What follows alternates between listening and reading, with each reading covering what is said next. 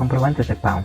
Es un documento que acredita la transferencia de bienes, la entrega en uso y la prestación también de servicios, que son calificados por la Superintendencia Nacional de Aduanas y Administración Tributaria, la SUNAT, que están indicados en el artículo 1 del Reglamento de Comprobantes de Pago.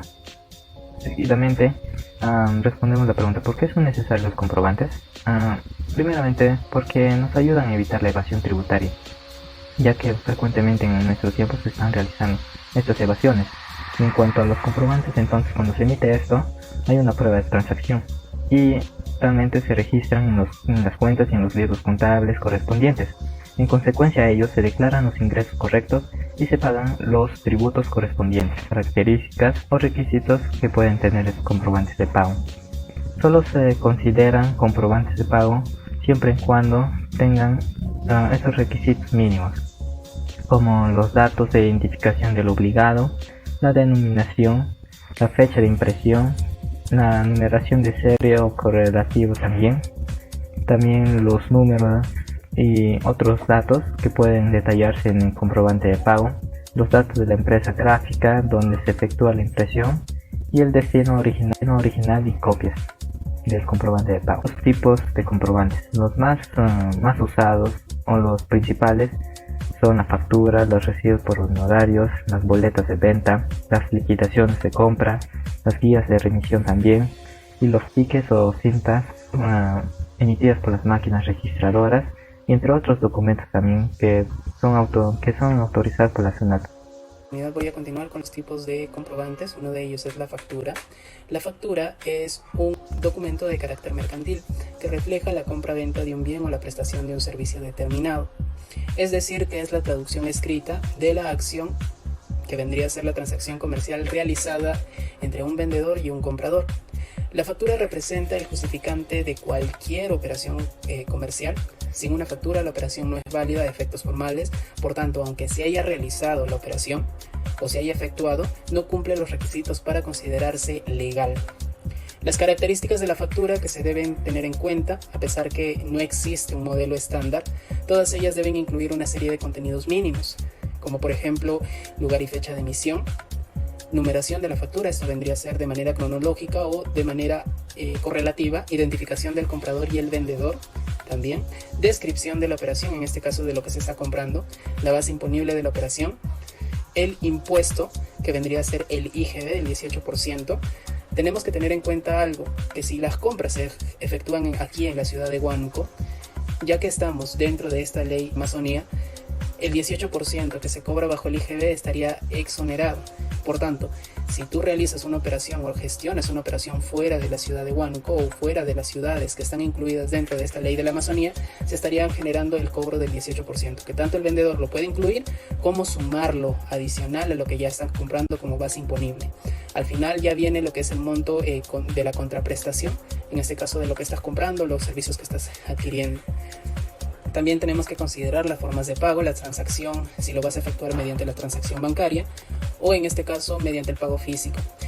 Como ya se ha comentado anteriormente, la factura es un medio justificativo de cualquier operación.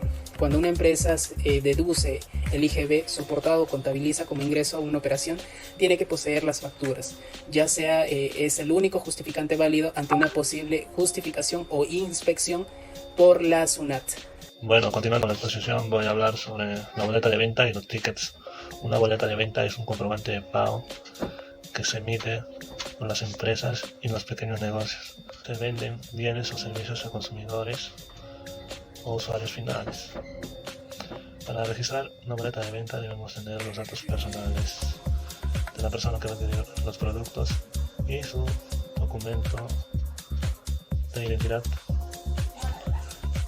Entre las principales características de una boleta de venta debemos tener en cuenta son apellidos y nombres o la razón social de la empresa. De RUC, si empieza con 10 será una persona natural, si empieza con 20 va a ser una persona jurídica. También debemos tener en cuenta el punto de partida y el punto de llegada del producto del destinatario. Otra característica es la numeración, serie y número correlativo. Los tickets. Esto sirve como resguardo, también es un comprobante de pago que es emitida en operaciones de compras realizadas a consumidores o usuarios finales. Solo se podrán emitir en la moneda nacional, ya sea en el lugar en donde tú te encuentras, y solo van los datos personales del emisor.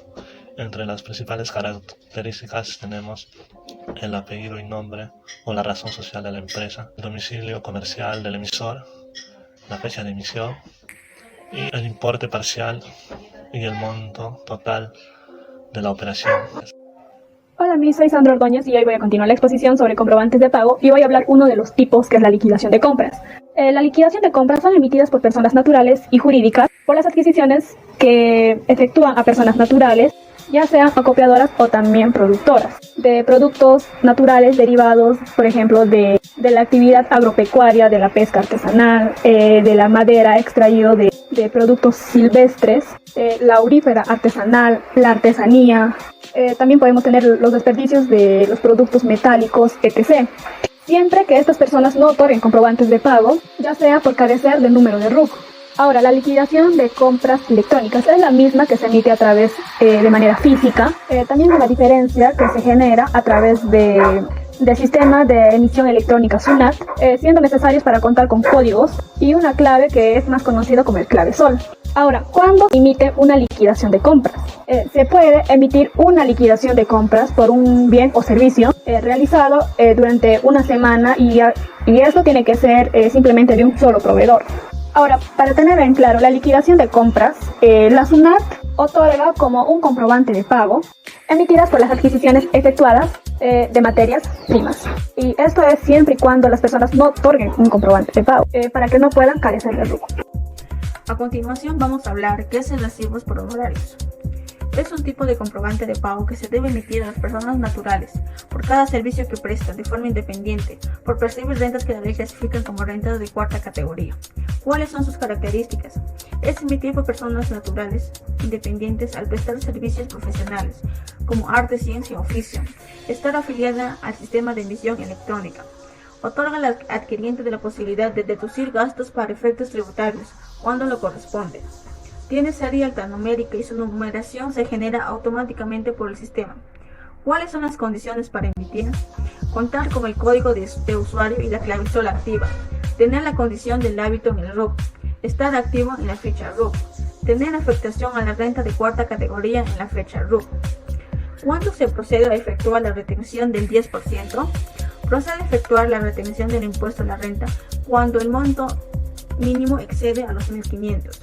El prestador del servicio no exhiba o entrega la copia de la constancia de autorización que acredite la suspensión de retención o pagos a la cuenta del impuesto a la renta por rentas de cuarta categoría. ¿Quiénes no deben emitir recibos por honorarios? Los directores, las empresas, regidores de municipales o quienes desarrollen actividades similares por los ingresos que perciban. Las personas que obtengan ingresos por contratos de prestación de servicios normados por la legislación civil cuando el servicio sea prestado, en el lugar y horario designado por quien lo requiera, cuando el usuario del servicio proporcione los elementos de trabajo y la suma de los gastos de la prestación de servicio.